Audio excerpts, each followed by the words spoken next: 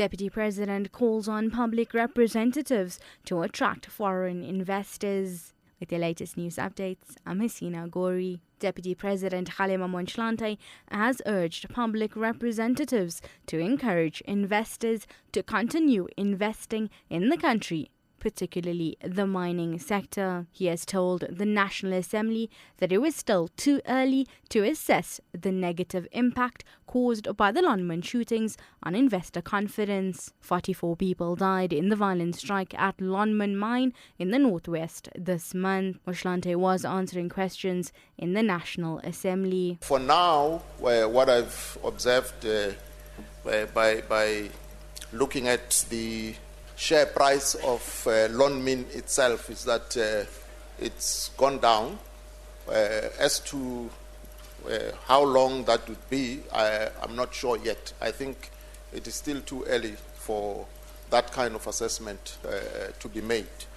The point, however, is that we should, as a country, as public representatives, continue to reassure investors that the organisers of an event where former British Prime Minister Tony Blair will speak says the necessary security arrangements have been made for the conference. A number of groups, including Muslim political party Al-Jamaa, plan to protest against Blair outside the Sandton Convention Centre tomorrow. Archbishop Emeritus Desmond Tutu has withdrawn from the Discovery Invest Leadership Summit, refusing to share the stage with Blair. Tutu and Blair's other opponents cite the former UK Premier's decision to join the United States in its invasion of Iraq in 2003. Discovery's Chief Marketing Officer Halton Kalner says famous sports scientist Professor Tim Noakes will replace Tutu.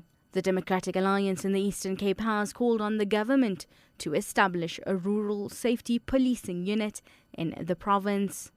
This follows an attack on a farmer outside East London earlier today.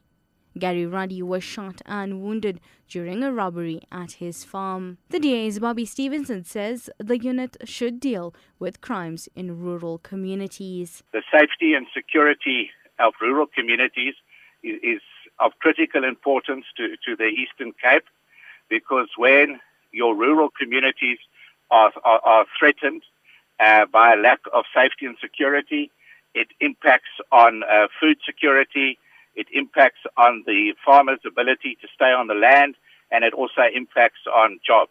So we believe it's critical that a rural safety division of the SABC be established. And finally, Gordon Igerson will announce his first Bafana Bafana squad tomorrow, since he replaced Pitso Mosimane as national coach almost 2 months ago.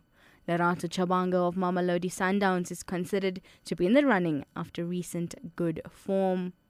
Chabango made his Bafana Bafana debut back in 2005, but his career took a nosedive after he admitted to his misbehavior off the pitch. Chabango says he will be happy to get a national call-up. It will be an honor for me to be in the Bafana, but I would like to say thanks to those who will be making the Bafana, if they call them, all the best to them.